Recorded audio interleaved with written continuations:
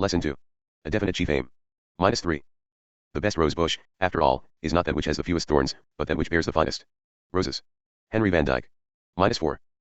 The law of success. Lesson 2. A definite chief aim. You can do it if you believe you can. You are at the beginning of a course of philosophy which, for the first time in the history of the world, has been organized from the known factors which have been used and must always be used by successful people. Literary style has been completely subordinated for the sake of stating the principles and laws included in this course in such a manner that they may be quickly and easily assimilated by people in every walk of life. Some of the principles described in the course are familiar to all who will read the course. Others are here stated for the first time.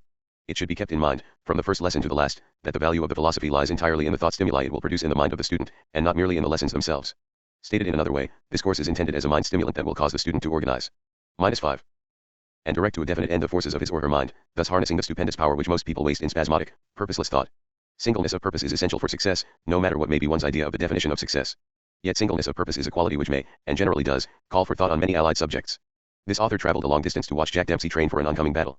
It was observed that he did not rely entirely upon one form of exercise, but resorted to many forms. The punching bag helped him develop one set of muscles, and also trained his eye to be quick. The dumbbells trained still another set of muscles. Running developed the muscles of his legs and hips. A well-balanced food ration supplied the materials needed for building muscle without fat.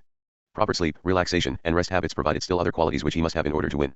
The student of this course is, or should be, engaged in the business of training for success in the battle of life. To win there are many factors which must have attention.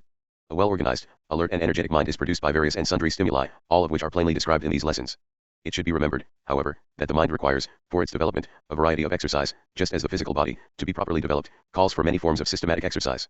Horses are trained to certain gaits by trainers who hurdle jump them over handicaps which cause them to develop the desired steps, through habit and -6. Repetition. The human mind must be trained in a similar manner, by a variety of thought-inspiring stimuli. You will observe, before you have gone very far into this philosophy, that the reading of these lessons will superinduce a flow of thoughts covering a wide range of subjects. For this reason the student should read the course with a notebook and pencil at hand, and follow the practice of recording these thoughts or ideas as they come into the mind. By following this suggestion the student will have a collection of ideas, by the time the course has been read 2 or 3 times, sufficient to transform his or her entire life plan. By following this practice it will be noticed, very soon, that the mind has become like a magnet in that it will attract useful ideas right out of the thin air, to use the words of a noted scientist who has experimented with this principle for a great number of years. You will do yourself a great injustice if you undertake this course with even a remote feeling that you do not stand in need of more knowledge than you now possess. In truth, no man knows enough about any worthwhile subject to entitle him to feel that he has the last word on that subject. In the long, hard task of trying to wipe out some of my own ignorance and make way for some of the useful truths of life, I have often seen, in my imagination, the great marker who stands at the gateway entrance of life and writes poor fool on the brow of those who believe they are wise, and poor sinner on the brow of those who believe they are saints. Which, translated into workaday language, means -7.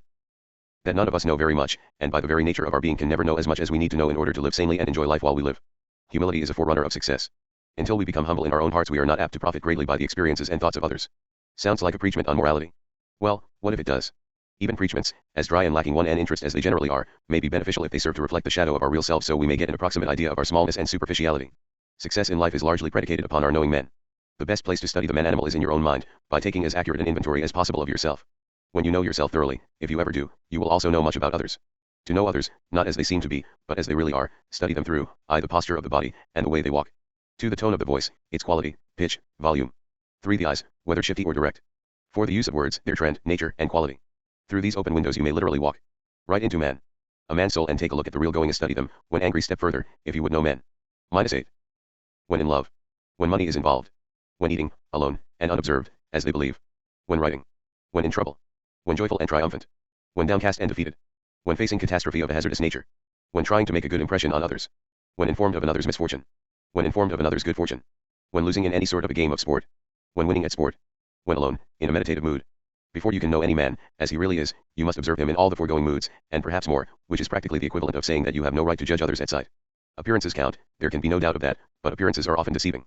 This course has been so designed that the student who masters it may take inventory of himself and of others by other than snap judgment methods. The student who masters this philosophy will be able to look through the outer crust of personal adornment, clothes, so-called culture, and the like, and down deep into the heart of all about him. This is a very broad promise. It would not have been made if the author of this philosophy had not known, from years of experimentation and analysis, that the promise can be met. Some who have examined the manuscripts of this -9. No person is educated who has not at least a speaking acquaintance with the law of compensation, as it is described by Emerson. Course have asked why it was not called a course 1 and master salesmanship. The answer is that the word salesmanship is commonly associated with the marketing of goods or services, and it would, therefore, narrow down and circumscribe the real nature of the course. It is true that this is a course in master salesmanship, providing one takes a deeper than average view of the meaning of salesmanship. This philosophy is intended to enable those who master it to sell their way through life successfully, with the minimum amount of resistance and friction. Such a course, therefore, must help the student organize and make use of much truth which is overlooked by the majority of people who go through life as mediocres. Not all people are so constituted that they wish to know the truth about all matters vitally affecting life. One of the great surprises the author of this course has met with, in connection with his research activities, is that so few people are willing to hear the truth when it shows up their own weaknesses. We prefer illusions to realities. New truths, if accepted at all, are taken with the proverbial grain of salt. Some of us demand more than a mere pinch of salt, we demand enough to pickle new ideas so they become useless. For these reasons the introductory lesson of this course, and this lesson as well, cover subjects intended to pave the way for new ideas so those ideas will not be too severe a shock to the mind of the student. The thought the author wishes to get across has been quite plainly stated by the editor of the American -11 magazine, in an editorial which appeared in a recent issue, in the following words. On a recent rainy night, Carl Lumen, the reindeer king of Alaska, told me a true story. It has stuck in my crop ever since. And now I am going to pass it along. A certain Greenland Eskimo, said Lumen, was taken on one of the American North Polar expeditions a number of years ago. Later, as a reward for faithful service, he was brought to New York City for a short visit. At all the miracles of sight and sound he was filled with the most amazed wonder. When he returned to his native village he told stories of buildings that rose into the very face of the sky, of streetcars, which he described as houses that moved along the trail, with people living in them as they moved, of mammoth bridges, artificial lights, and all the other dazzling concomitants of the metropolis. His people looked at him coldly and walked away.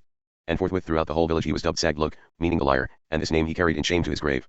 Long before his death his original name was entirely forgotten. When Knud Rasmussen made his trip from Greenland to Alaska he was accompanied by a Greenland Eskimo named Mitek, Eider Duck. Mitek visited Copenhagen and New York, where he saw many things for the first time and was greatly impressed. Later, upon his return to Greenland, he recalled the tragedy of Sag Look, and decided that it would not be wise to tell the truth. Instead, he would narrate stories that his people could grasp, and thus save his reputation. -12. So he told them how he and Dr. Rasmussen maintained a kayak on the banks of a great river, the Hudson, and how, each morning, they paddled out for their hunting. Ducks, geese, and seals were to be had aplenty, and they enjoyed the visit immensely. Mitek, in the eyes of his countrymen, is a very honest man. His neighbors treat him with rare respect. The road of the truth-teller has always been rocky. Socrates sipping the hemlock, Christ crucified, Stephen stoned, Bruno burned at the stake, Galileo terrified into retraction of his starry truths. Forever could one follow that bloodly trail through the pages of history. Something in human nature makes us resent the impact of new ideas. We hate to be disturbed in the beliefs and prejudices that have been handed down with the family furniture. At maturity too many of us go into hibernation, and live off the fat of ancient fetishes. If a new idea invades our den we rise up snarling from our winter sleep. The Eskimos, at least, had some excuse. They were unable to visualize the startling pictures drawn by Sag Look. Their simple lives had been too long circumscribed by the brooding Arctic night. But there is no adequate reason why the average man should ever close his mind to fresh slants on life.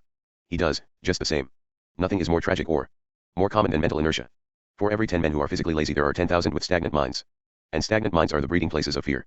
-13. An old farmer up in Vermont always used to wind up his prayers with this plea, "Oh, God, give me an open mind." If more people followed his example they might escape being hamstrung by prejudices. And what a pleasant place to live in the world would be. Every person should make it his business to gather new ideas from sources other than the environment in which he daily lives and works. The mind becomes withered, stagnant, narrow and closed unless it searches for new ideas. The farmer should come to the city quite often, and walk among the strange faces and the tall buildings. He will go back to his farm, his mind refreshed, with more courage and greater enthusiasm. The city man should take a trip to the country every so often and freshen his mind with sights new and different from one and those associated with his daily labors. Everyone needs a change of mental environment at regular periods, the same as a change and variety of food are essential. The mind becomes more alert, more elastic and more ready to work with speed and accuracy after it has been bathed in new ideas, outside of one's own field of daily labor. As a student of this course you will temporarily lay aside the set of ideas with which you perform your daily labors, and enter a field of entirely new, and in some instances, heretofore unheard of, ideas. Splendid. You will come out, at the other end of this course, with a new stock of ideas which will make you more efficient, more enthusiastic, and more -14. Courageous, no matter in what sort of work you may be engaged. Do not be afraid of new ideas. They may mean to you the difference between success and failure. Some of the ideas introduced in this course will require no further explanation or proof of their soundness because they are familiar to practically everyone. Other ideas here introduced are new, and for that very reason many students of this philosophy may hesitate to accept them as sound. Every principle described in this course has been thoroughly tested by the author, and the majority of the principles covered have been tested by scores of scientists and others who were quite capable of distinguishing between the merely theoretic and the practical. For these reasons all principles here covered are known to be workable in the exact manner claimed for them. However, no student of this course is asked to accept any statement made in these lessons without having first satisfied himself or herself, by tests, experiments and analysis, that the statement is sound. The major evil the student is requested to avoid is that of forming opinions without definite facts as the basis, which brings to mind Herbert Spencer's famous admonition, in these words. There is a principle which is a bar against all information, which is proof against all argument, and which cannot fail to keep a man in everlasting ignorance. This principle as contempt bears her to examination. It may be well to bear this principle in mind when you come to study the law of the master mind described one and these lessons. This law embodies an -15. By and large, there is no such thing as something for nothing. In the long run you get exactly that for which you pay, whether you are buying an automobile or a loaf of bread.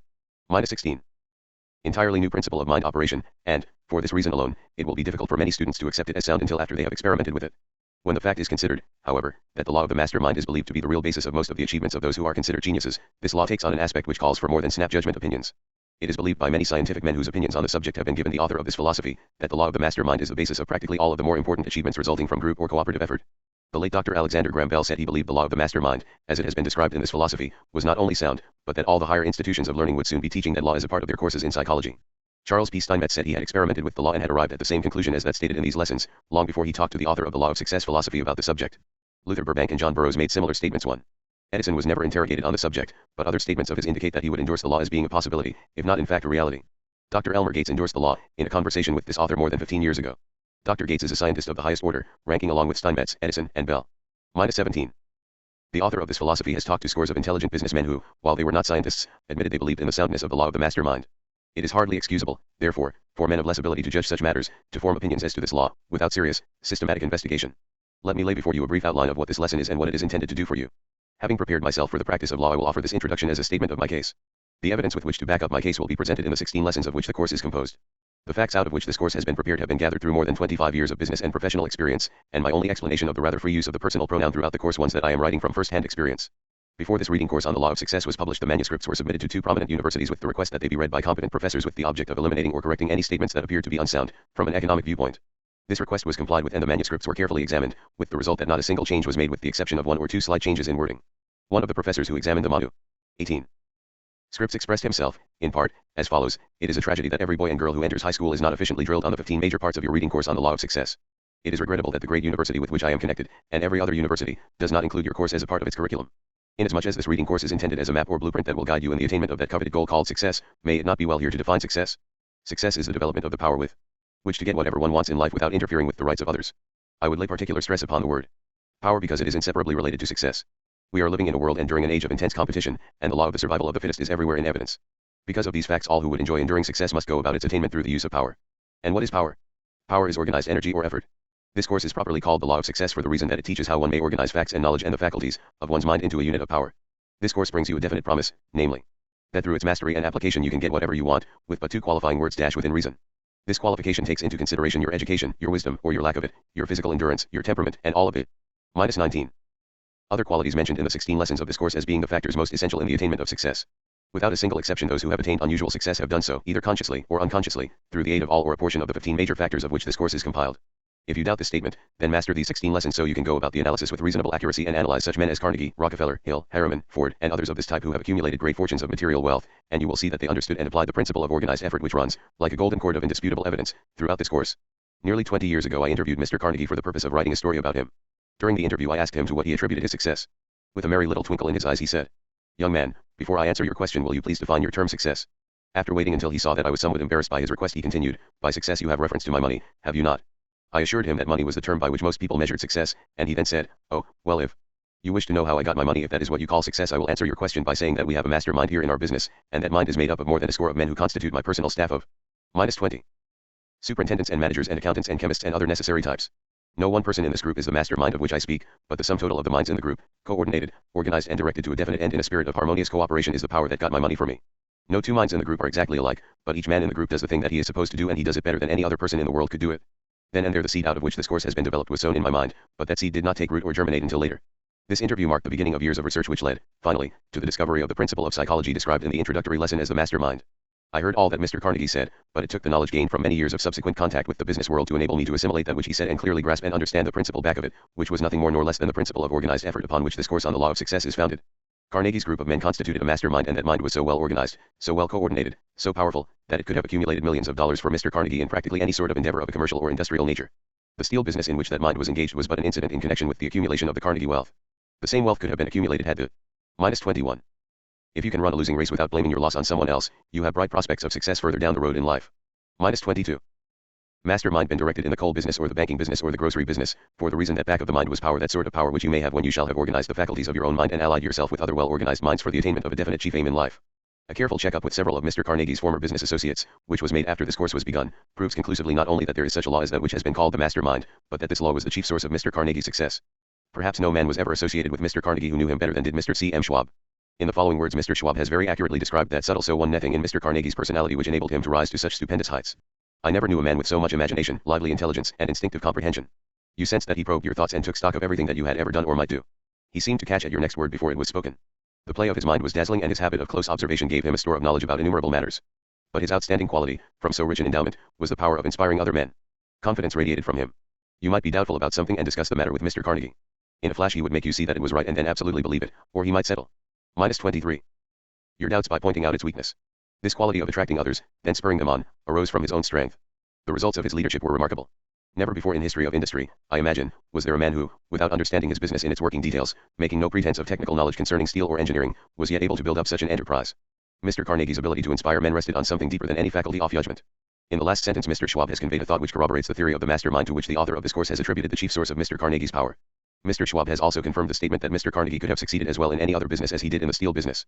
It is obvious that his success was due to his understanding of his own mind and the minds of other men, and not to mere knowledge of the steel business itself. This thought is most consoling to those who have not yet attained outstanding success, for it shows that success is solely a matter of correctly applying laws and principles which are available to all, and these laws, let us not forget, are fully described in the 16 lessons of this course. Mr. Carnegie learned how to apply the law of the mastermind. This enabled him to organize the faculties of his own mind and the faculties of other men's minds, and coordinate the whole behind a definite chief aim. Every strategist, whether in business or war or in 24 industry or other callings, understands the value of organized, coordinated effort. Every military strategist understands the value of sowing seeds of dissension in the ranks of the opposing forces, because this breaks up the power of coordination back of the opposition. During the late World War much was heard about the effects of propaganda, and it seems not an exaggeration to say that the disorganizing forces of propaganda were much more destructive than were all the guns and explosives used in the war. One of the most important turning points of the World War came when the Allied armies were placed under the direction of the French general, Foch.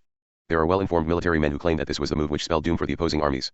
Any modern railroad bridge one's an excellent example of the value of organized effort, because it demonstrates quite simply and clearly how thousands of tons of weight may be borne by a comparatively small group of steel bars and beams so arranged that the weight is spread over the entire group. There was a man who had 7 sons who were always quarreling among themselves. One day he called them together and informed them that he wished to demonstrate just what their lack of cooperative effort meant. He had prepared a bundle of 7 sticks which he had carefully tied together. One by one he asked his sons to take the bundle and break it. Each son tried, but in vain. Then he cut the strings and handed one of the sticks to each of his sons and asked him to break it over his knee. After the sticks had all been broken, with ease, he said. -25. When you boys work together one in a spirit of harmony you resemble the bundle of sticks, and no one can defeat you, but when you quarrel among yourselves anyone can defeat you one at a time. There is a worthwhile lesson in the story of the man and his 7 quarrelsome sons, and it may be applied to the people of a community, the employees and employers in a given place of employment, or to the state and nation in which we live. Organized effort may be made a power, but it may also be a dangerous power unless guided with intelligence, which is the chief reason why the 16th lesson of this course is devoted largely to describing how to direct the power of organized effort so that it will lead to success, that sort of success which is founded upon truth and justice and fairness that lead to ultimate happiness. One of the outstanding tragedies of this age of struggle and money madness is the fact that so few people are engaged in the effort which they like best.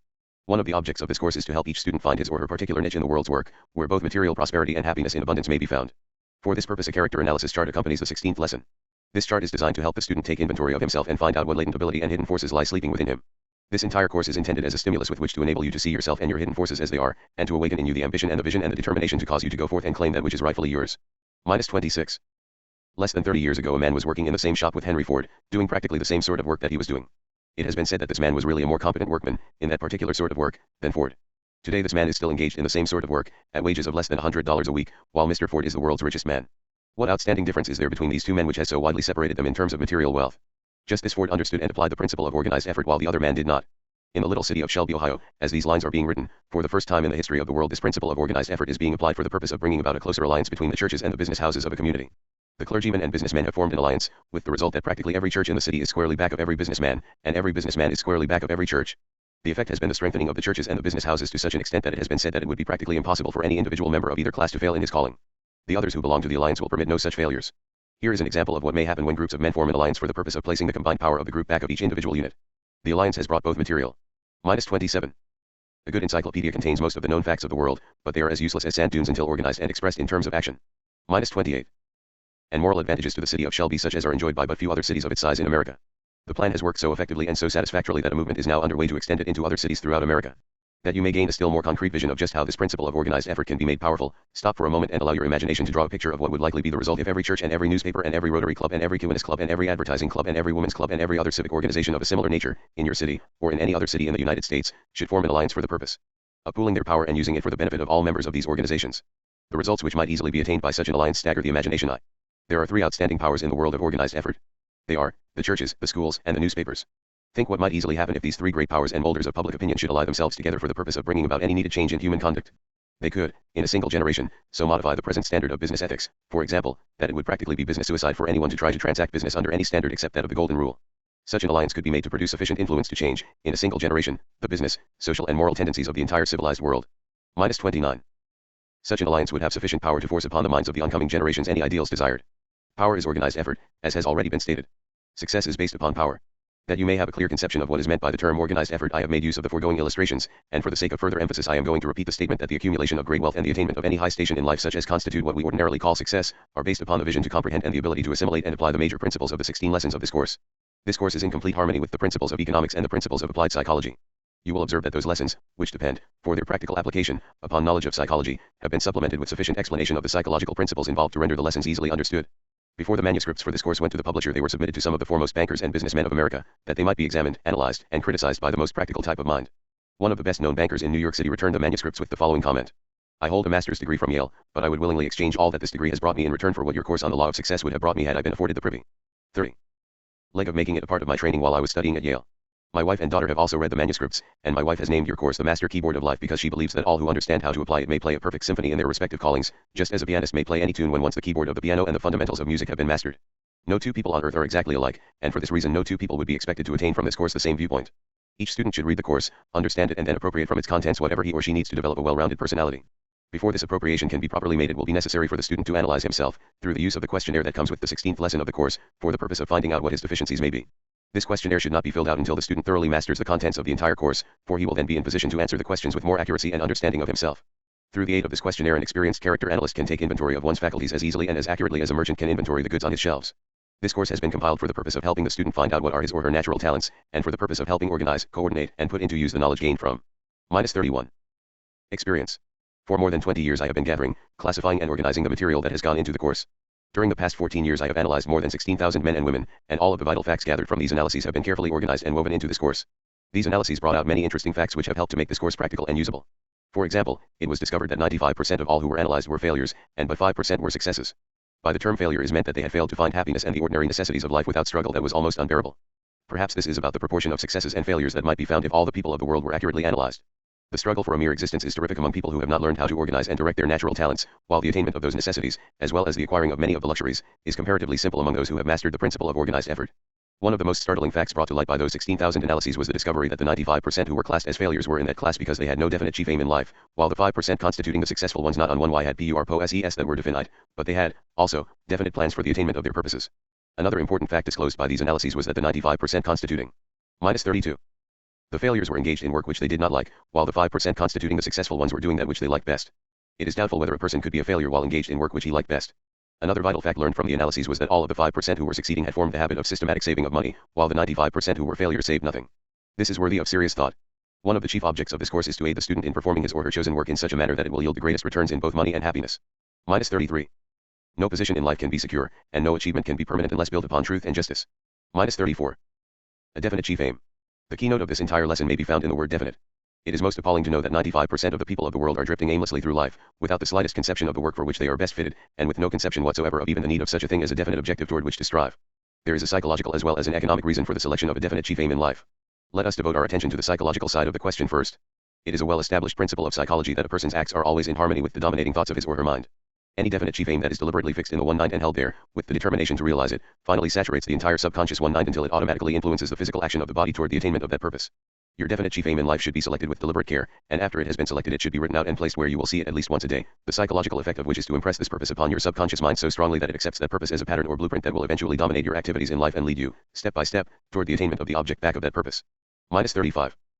The principle of psychology through which you can impress your definite chief aim upon your subconscious mind is called autosuggestion, or suggestion which you repeatedly make to yourself. It is a degree of self-hypnotism, but do not be afraid of it on that account, for it was the same principle through the aid of which Napoleon lifted himself from the lowly station of poverty-stricken Corsican to the dictatorship of France. It was through the aid of the same principle that Thomas A. Edison has risen from the lowly beginning of a newsbutcher to where he is accepted as the leading inventor of the world. It was through the aid of the same principle that Lincoln bridged the mighty chasm between his lowly birth, in a log cabin in the mountains of Kentucky, and the presidency of the greatest nation on earth. It was through the aid of the same principle that Theodore Roosevelt became one of the most aggressive leaders that ever reached the presidency of the United States. You need have no fear of the principle of autosuggestion as long as you are sure that the objective for which you are striving is one that will bring you happiness of an enduring nature. Be sure that your definite purpose is constructive, that its attainment will bring hardship and misery to no one, that it will bring you peace and prosperity, then apply, to the limit of your understanding, the principle of self-suggestion for the speedy attainment of this purpose.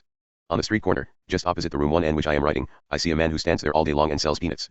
He is busy every minute. When not actually engaged in making a sale he is roasting and packing the peanuts in little bags. He is -36. One of that great army constituting the 95% who have no definite purpose in life. He is selling peanuts, not because he likes that work better than anything else he might do, but because he never sat down and thought out a definite purpose that would bring him greater returns for his labor. He is selling peanuts because he is a drifter on the sea of life, and one of the tragedies of his work is the fact that the same amount of effort that he puts into it, if directed along other lines, would bring him much greater returns. Another one of the tragedies of this man's work is the fact that he is unconsciously making use of the principle of self-suggestion, but he is doing it to his own disadvantage. No doubt, if a picture could be made of his thoughts, there would be nothing in that picture except a peanut roaster, some little paper bags and a crowd of people buying peanuts. This man could get out of the peanut business if he had the vision and the ambition first to imagine himself in a more profitable calling, and the perseverance to hold that picture before his mind until it influenced him to take the necessary steps to enter a more profitable calling. He put sufficient labor into his work to bring him a substantial return if that labor were directed toward the attainment of a definite purpose that offered bigger returns. One of my closest personal friends is one of the best-known writers and public speakers of this country. About 10 years ago he caught sight of the possibilities of this principle of self-suggestion and began, immediately, to harness it and put it to work. He worked out a plan for its application that proved to -37. Be very effective. At that time he was neither a writer nor a speaker. Each night, just before going to sleep, he would shut his eyes and see, in his imagination, a long council table at which he placed, in his imagination, certain well-known men whose characteristics he wished to absorb into his own personality.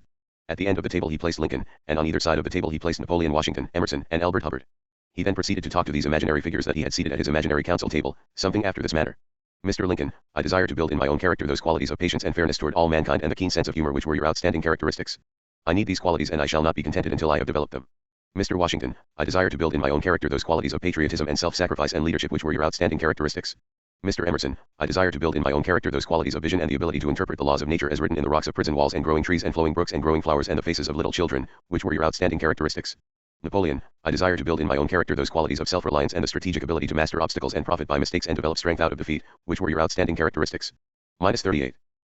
Mr. Hubbard, I desire to develop the ability to equal and even to excel the ability that you possessed with which to express yourself in clear, concise, and forceful language. Night after night, for many months, this man saw these men seated around that imaginary council table until finally he had imprinted their outstanding characteristics upon his own subconscious mind so clearly that he began to develop a personality which was a composite of their personalities. The subconscious mind may be likened to a magnet, and when it has been vitalized and thoroughly saturated with any definite purpose it has a decided tendency to attract all that is necessary for the fulfillment of that purpose. Like attracts like, and you may see evidence of this law in every blade of grass and every growing tree. The acorn attracts from the soil and the air the necessary materials out of which to grow an oak tree.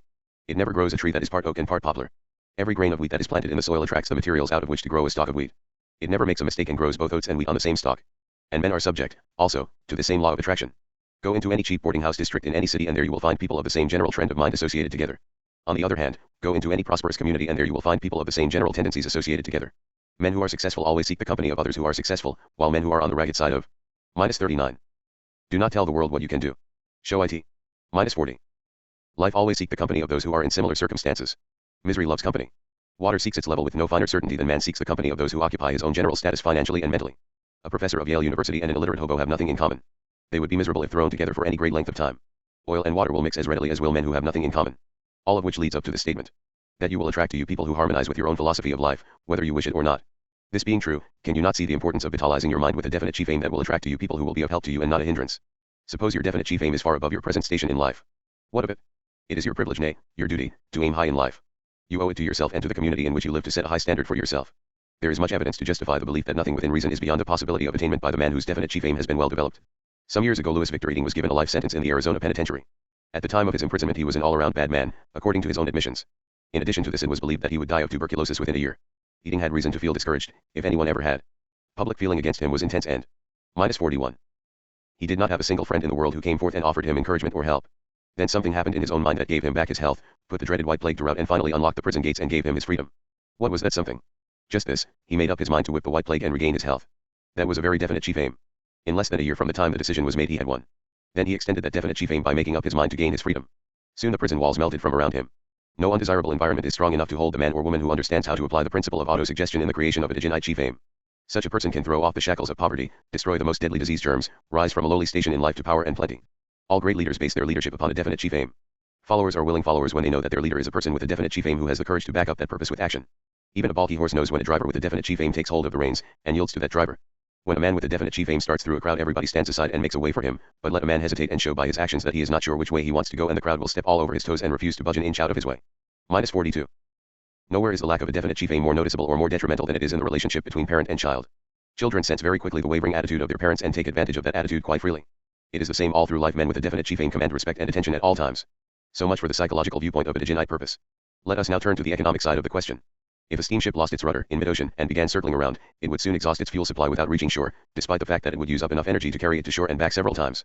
The man who labors without a definite purpose that is backed up by a definite plan for its attainment, resembles the ship that has lost its rudder. Hard labor and good intentions are not sufficient to carry a man through to success, for how may a man be sure that he has attained success unless he has established in his mind some definite object that he wishes? Every well-built house started in the form of a definite purpose. P1 us a definite P1 and in the nature of a set of blueprints. Imagine what would happen if one tried to build a house by the haphazard method, without plans. Workmen would be in each other's way, building material would be piled all over the lot before the foundation was completed, and everybody on the job would have a different notion as to how the house ought to be built. Result, chaos and misunderstandings and cost that would be prohibitive.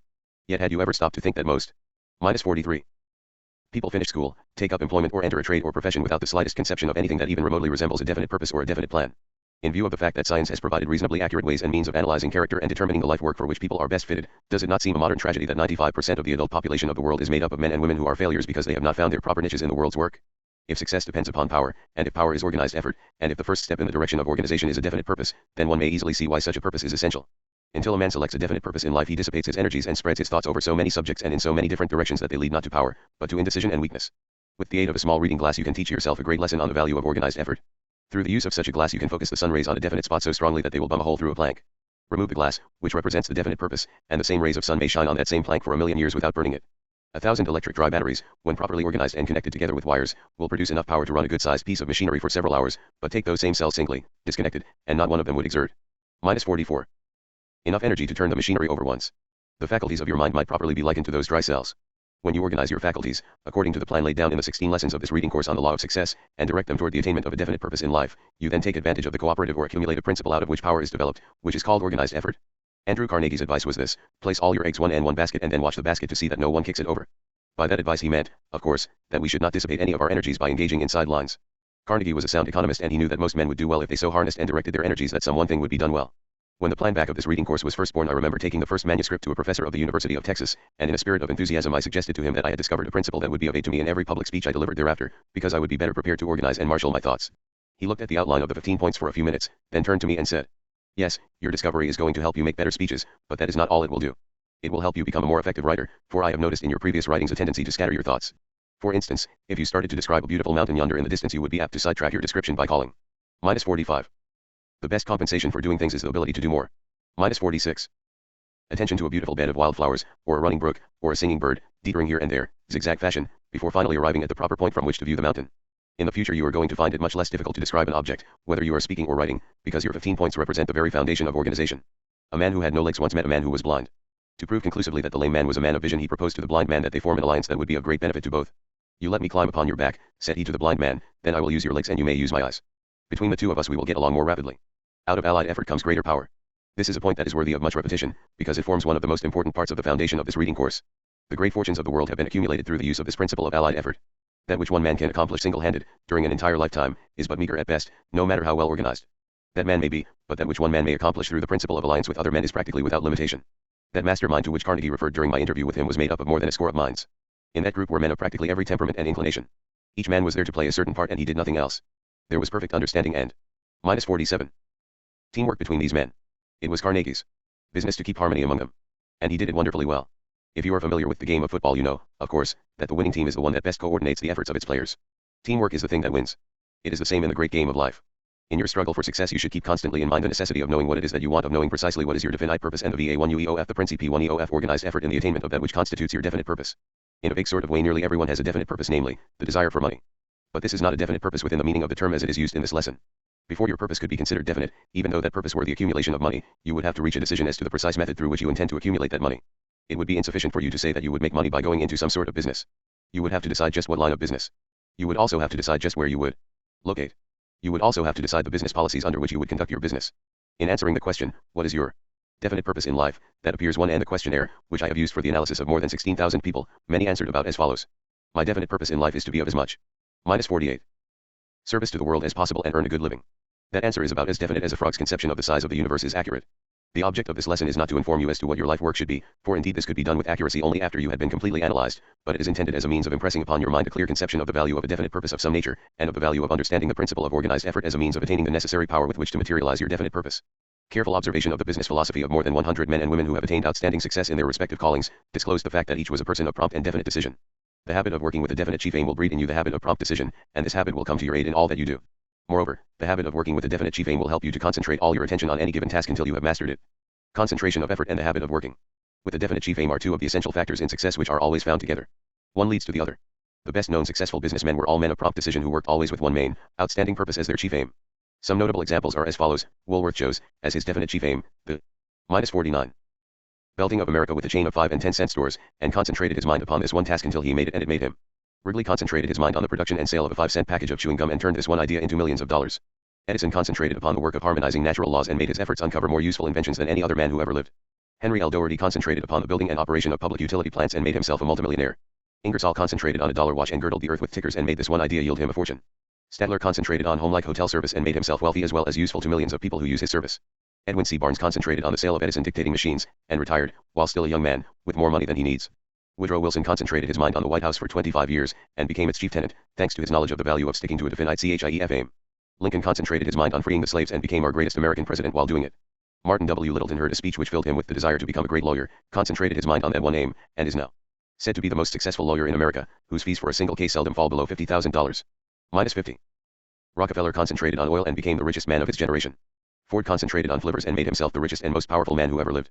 Carnegie concentrated on steel and made his efforts build a great fortune and plastered his name on public libraries throughout America. Gillette concentrated on a safety razor, gave the entire world a close shave and made himself a multimillionaire. George Eastman concentrated on the Kodak and made the idea yield him a fortune while bringing much pleasure to millions of people. Russell Conwell concentrated on one simple lecture, Acres of Diamonds, and made the idea yield more than $6 million. Hearst concentrated on sensational newspapers and made the idea worth millions of dollars. Helen Keller concentrated on learning to speak, and, despite the fact that she was deaf, dumb, and blind, realized her definite chief aim. John H. Patterson concentrated on cash registers and made himself rich and others careful. The late Kaiser of Germany concentrated on war and got a big dose of it, let us not forget the fact. Fleischmann concentrated on the humble little cake of yeast and made things hump themselves all over. The world. Marshall Field concentrated on the world's greatest retail store and lo, it rose before him, a reality. Philip Armour concentrated on the butchering business and established a great industry, as well as a big fortune. Minus 51. Anyone can start, but only the thoroughbred will finish. 2. Minus 52. Millions of people are concentrating, daily, on poverty and failure and getting both one and overabundance. Wright brothers concentrated on the airplane and mastered the air. Pullman concentrated on the sleeping car and the idea made him rich and millions of people comfortable in travel. The Anti-Saloon League concentrated on the Prohibition Amendment and, whether for better or worse, made it a reality. Thus it will be seen that all who succeed work with some definite, outstanding aim as the object of their labors. There is some one thing that you can do better than anyone else in the world could do it. Search until you find out what this particular line of endeavor is, make it the object of your definite chief aim and then organize all of your forces and attack it with the belief that you are going to win. In your search for the work for which you are best fitted, it will be well if you bear in mind the fact that you will most likely attain the greatest success by finding out what work you like best, for it is a well-known fact that a man generally best succeeds in the particular line of endeavor into which he can throw his whole heart and soul. Let us go back, for the sake of clarity and emphasis, to the psychological principles upon which this lesson is founded, because it will mean a loss that you can ill afford if you fail to grasp the real reason for establishing a definite chief aim in your mind. These principles are as follows. Minus 53. First, every voluntary movement of the human body is caused, controlled, and directed by thought, through the operation of the mind. Second, the presence of any thought or idea in your consciousness tends to produce an associated feeling and to urge you to transform that feeling into appropriate muscular action that is in perfect harmony with the nature of the thought. For example, if you think of winking your eyelid and there are no counter-influences or thoughts in your mind at the time to arrest action, the motor nerve will carry your thought from the seat of government, in your brain, and appropriate or corresponding muscular action takes place immediately. Stating this principle from another angle, you choose, for example, a definite purpose as your life work and make up your mind that you will carry out that purpose. From the very moment that you make this choice, this purpose becomes the dominating thought in your consciousness, and you are constantly on the alert for facts, information, and knowledge with which to achieve that purpose. From the time that you plant a definite purpose in your mind begins, both consciously and unconsciously, to gather and store away the material with which you are to accomplish that purpose. Desire is the factor which determines what your definite purpose in life shall be. No one can SE1ECT your dominating desire for you, but once you select it yourself it becomes your definite chief aim and occupies the spotlight of your mind until it is satisfied by transformation into reality, unless you permit it to be pushed aside by conflicting desires. Minus 54. To emphasize the principle that I am here trying to make clear, I believe it not unreasonable to suggest that to be sure of successful achievement, one's definite chief aim in life should be backed up with a burning desire for its achievement. I have noticed that boys and girls who enter college and pay their way through by working seem to get more out of their schooling than do those whose expenses are paid for them. The secret of this may be found in the fact that those who are willing to work their way through are blessed with a burning desire for education, and such a desire, if the object of the desire is within reason, is practically sure of realization. Science has established, beyond the slightest room for doubt, that through the principle of autosuggestion any deeply rooted desire saturates the entire body and mind with the nature of the desire and literally transforms the mind into a powerful magnet that will attract the object of the desire, if it be within reason. For the enlightenment of those who might not properly interpret the meaning of this statement, I will endeavor to state this principle in another way. For example, merely desiring an automobile will not cause that automobile to come rolling in, but, if there is a burning desire for an automobile, that desire will lead to the appropriate action through which an automobile may be paid for. Merely desiring freedom would never release a man who was confined in prison if it were not sufficiently strong to cause him to do something to entitle himself to freedom. These are the steps leading from desire to fulfillment, first the burning desire, then the crystal. 55. Realization of that desire into a definite purpose, then sufficient appropriate action to achieve that purpose. Remember that these three steps are always necessary to ensure success.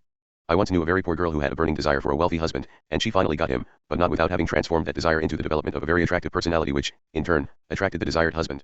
I once had a burning desire to be able to analyze character accurately, and that desire was so persistent and so deeply seated that it practically drove me into 10 years of research and study of men and women. George S. Parker makes one of the best fountain pens in the world, and despite the fact that his business once conducted from the little city of Janesville, Wisconsin, he has spread his product all the way around the globe and he has his pen on sale in every civilized country in the world. More than 20 years ago, Mr. Parker's definite purpose was established in his mind, and that purpose was to produce the best fountain pen that money could buy. He backed that purpose with a burning desire for its realization, and if you carry a fountain pen the chances are that you have evidence in your own possession that it has brought him abundant success. You are a contractor and builder, and, like men who build houses out of mere wood and brick and steel, you must draw up a set of plans after which to shape your success building. You are living in a wonderful age, when the materials that go into success are plentiful and cheap. You have at your disposal, in the archives of the public libraries, the carefully -56 compiled results of 2,000 years of research covering practically every possible line of endeavor in which one would wish to engage. If you would become a preacher, you have at hand the entire history of what has been learned by men who have preceded you in this field. If you would become a mechanic, you have at hand the entire history of the inventions of machines and the discovery and usages of metals and things metallic in nature. If you would become a lawyer, you have at your disposal the entire history of law procedure. Through the Department of Agriculture, at Washington, you have at your disposal all that has been learned about farming and agriculture, where you may use it should you wish to find your life work in this field. The world was never so resplendent with opportunity as it is today. On every hand there is an ever-increasing demand for the services of the man or the woman who makes a better mousetrap or performs better stenographic service or preaches a better sermon or digs a better ditch or runs a more accommodating bank. This lesson will not be completed until you shall have made your choice as to what your definite chief aim in life is to be and then recorded a description of that purpose in writing and placed it where you may see it every morning when you arise and every night when you retire. Procrastination is but why preach about it? You know that you are the hewer of your own wood and the drawer of your own water and the shaper of your own definite chief aim in life, therefore, why dwell upon that which you already know? A definite purpose is something that you must. -57. Every line a man writes, and every act in which he indulges, and every word he utters serves as unscapable evidence of the nature of that which is deeply embedded in his own heart, a confession that he cannot disavow. -58. Create for yourself. No one else will create it for you and it will not create itself. What are you going to do about it? And when? And how? Start now to analyze your desires and find out what it is that you wish, then make up your mind to get it. Lesson 3 will point out to you the next step and show you how to proceed. Nothing is left to chance, in this reading course. Every step is marked plainly. Your part is to follow the directions until you arrive at your destination, which is represented by your definite chief aim. Make that aim clear and back it up with persistence which does not recognize the word impossible. When you come to select your definite chief aim, just keep in mind the fact that you cannot aim too high. Also keep in mind the never-varying truth that you'll get nowhere if you start nowhere. If your aim in life is vague, your achievements will also be vague, and it might well be added, very meager. Know what you want, when you want it, why you want it, and how you intend to get it. This is known to teachers and students of psychology as the WWWH formula. What, when, why, and how. Read this lesson 4 times, at intervals of 1 week apart. You will see much in the lesson the 4th time you read it that you did not see the first time. Your success in mastering this course and in making it bring you success will depend very largely, if not entirely, upon how well you follow all the instructions it contains. Do not set up your own rules of study. Follow those laid down in the course, as they are the result of -59 years of thought and experimentation. If you wish to experiment, wait until you master this course in the manner suggested by its author. You will then be in position to experiment more safely. For the present, content yourself by being the student. You will, let us hope, become the teacher as well as the student after you have followed the course until you have mastered it. If you follow the instructions laid down in this course for the guidance of its students, you can no more fail than water can run uphill above the level of its source. -60. Instructions for applying the principles of this lesson. Through the introductory lesson of this course you became familiar with the principle of psychology known as the mastermind. You are now ready to begin use of this principle as a means of transforming your definite chief aim into reality. It must have occurred to you that one might as well have no definite chief aim unless one has, also, a very definite and practical plan for making that aim become a reality. Your first step is to decide what your major aim in life shall be. Your next step is to write out a clear, concise statement of this aim. This should be followed by a statement, in writing, of the plan or plans through which you intend to attain the object of your aim. Your next and final step will be the forming of an alliance with some person or persons who will cooperate with you in carrying out these plans and transforming your definite chief aim into reality. The purpose of this friendly alliance is to employ the law of the mastermind in support of your plans. The alliance should be made between yourself and those who have your highest and best interests at heart. If you are a married man, your wife should be one of the members of this alliance, providing there exists between you a normal state of confidence and sympathy. Other members of this alliance may be your mother, father, brothers, or sisters, or some close friend or friends. -61. If you are a single person, your sweetheart, if you have one, should become a member of your alliance. This is no joke. You are now studying one of the most powerful laws of the human mind, and you will serve your own best interests by seriously and earnestly following the rules laid down in this lesson, even though you may not be sure where they will lead you. Those who join with you in the formation of a friendly alliance for the purpose of aiding you in the creation of a mastermind should sign, with you, your statement of the object of your definite chief aim. Every member of your alliance must be fully acquainted with the nature of your object in forming the alliance. Moreover, every member must be in hearty accord with this object, and in full sympathy with you. Each member of your alliance must be supplied with a written copy of your statement of your definite chief aim. With this exception, however, you are explicitly instructed to keep the object of your chief aim to yourself. The world is full of doubting Thomases, and it will do your cause no good to have these rattle-brained people scoffing at you and your ambitions. Remember, what you need is friendly encouragement and help, not derision and doubt. If you believe in prayer, you are instructed to make your definite chief aim the object of your prayer at least once every 24 hours, and more often if convenient. If you believe there is a God who can and will aid those who are earnestly striving to be of constructive service in the world, surely you feel that you have a right to petition him for aid in the attainment of what should be the most important thing in life to you. -62. If those who have been invited to join your friendly alliance believe in prayer, ask them, also, to include the object of this alliance as a part of their daily prayer. Comes, now, one of the most essential rules which you must follow. Arrange with one or all of the members of your friendly alliance to state to you, in the most positive and definite terms at their command, that they know you can and will realize the object of your definite chief aim. This affirmation or statement should be made to you at least once a day, more often if possible. These steps must be followed persistently, with full faith that they will lead you where you wish to go. It will not suffice to carry out these plans for a few days or a few weeks and then discontinue them. You must follow the described procedure until you attain the object of your definite chief aim, regardless of the time required. From time to time it may become necessary to change the plans you have adopted for the achievement of the object of your definite chief aim. Make these changes without hesitation. No human being has sufficient foresight to build plans which need no alteration or change. If any member of your friendly alliance loses faith in the law known as the mastermind, immediately remove that member and replace him or her with some other person. Andrew Carnegie stated to the author of this course that he had found it necessary to replace some of the members of his mastermind. In fact, he stated, -63. Yes, he succeeded, but he almost failed. So did Robert Fulton and Abraham Lincoln and nearly all the others whom we call successful. No man ever achieved worthwhile success who did not, at one time or other, find himself with at least one foot hanging well over the brink of failure. -64. That practically every member of whom his alliance was originally composed had, in time, been removed and replaced with some other person who could adapt himself more loyally and enthusiastically to the spirit and object of the alliance. You cannot succeed when surrounded by disloyal and unfriendly associates, no matter what may be the object of your definite chief aim. Success is built upon loyalty, faith, sincerity, cooperation and the other positive forces with which one must surcharge his environment.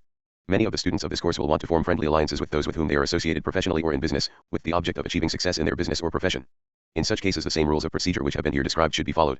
The object of your definite chief aim may be one that will benefit you individually, or it may be one that will benefit the business or profession with which you are connected. The law of the mastermind will work the same in either case. If you fail, either temporarily or permanently, in the application of this law it will be for the reason that some member of your alliance did not enter into the spirit of the alliance with faith, loyalty, and sincerity off purpose. The last sentence is worthy of a second reading. The object of your definite chief aim should become your hobby. You should ride this hobby continuously, you should sleep with it, eat with it, play with it, work with it, live with it and think with it. Whatever you want you may get if you want it with sufficient intensity, and keep on wanting it. -65. Providing the object wanted is one within reason, and you actually believe you will get it one there is a difference, however, between merely wishing for something and actually believing you will get it. Lack of understanding of this difference has meant failure to millions of people. The doers are the believers in all walks of life. Those who believe they can achieve the object of their definite chief aim do not recognize the word impossible. Neither do they acknowledge temporary defeat. They know they are going to succeed, and if one plan fails they quickly replace it with another plan. Every noteworthy achievement met with some sort of temporary setback before success came. Edison made more than 10,000 experiments before he succeeded in making the first talking machine record the words, "Mary had a little lamb." If there is one word which should stand out in your mind in connection with this lesson, it is the word persistence. You now have within your possession the passkey to achievement. You have but to unlock the door to the temple of knowledge and walk in. But you must go to the temple, it will not come to you. If these laws are new to you the going will not be easy at first. You will stumble many times, but keep moving very soon you will come to the brow of the mountain you have been climbing, and you will behold, in the valleys below, the richest state of knowledge which shall be a reward for your faith and efforts. Everything has a price. There is no such possibility as something for nothing. In your experiments with the law of the mastermind you are -66. Jockeying with nature, in her highest and noblest form. Nature cannot be tricked or cheated. She will give up to you the object of your struggles only after you have paid her price, which is continuous, unyielding, persistent effort. What more could be said on this subject? You have been shown what to do, when to do it, how to do it and why you should do it.